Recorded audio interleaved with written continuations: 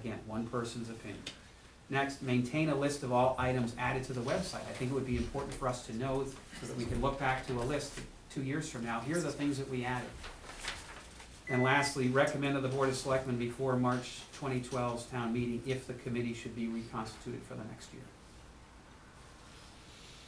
Okay, again, one person's opinion. I open it up to input from the board and the public. Could we remove the word transparency and call it an enhancement community charter? Maybe we define what transparency means, because it's a buzzword. Oh, it's you know. such a inflammatory word too. So I'm gonna call it Hummelabau. Hullabuck? Yeah.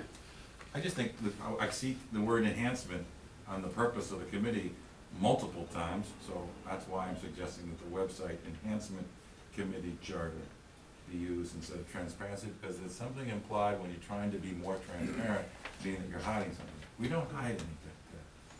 We don't hide I anything. understand Well, that. not intentionally, Jack, and that's, if I may input, okay? Yes. All right.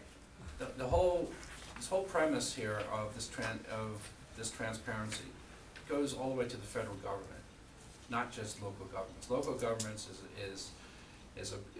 to me, is a good enough place to start, and what I felt is, I learned a lot about just the audit report. I looked at this list, I wasn't sure what an audit was. I'm learning more about my government as I start to look at this. Mhm. It's not just about me.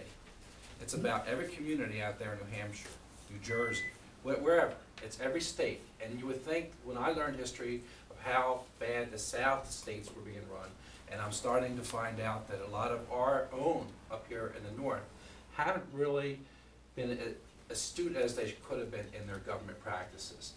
The audit report was thought to have been, and it is still thought to be, a private document in a lot of towns. Right? And it had not have been for this sunshine of bringing the government into light. A lot of Americans don't know what their rights are, what is right. This is going to bring a lot out into the surface. Maybe the next generation will pick this up and run with it. Mhm. But it will be here for them to do things with. Okay, it's not meant to critique our politicians. It's meant to enhance their ability to govern. And by bringing it forward, you're going to bring more people active into our government, which makes it easy for you gentlemen. You five can't do it alone. Mhm. We need to do it as a community, as a state, and as a nation. This is the beginning. It happens here in our town. That's basically what I'm talking about. Just first to address Jack's point, and I'll both agree and disagree with that this is a part of transparency, but I don't believe anybody is intentionally hiding anything. I don't believe anybody is intentionally doing anything wrong. But again, I'm going to address this from my 27 years with the federal government. The more people can see, not just the documents, but this is the other part of transparency that really isn't addressed here, which is the processes.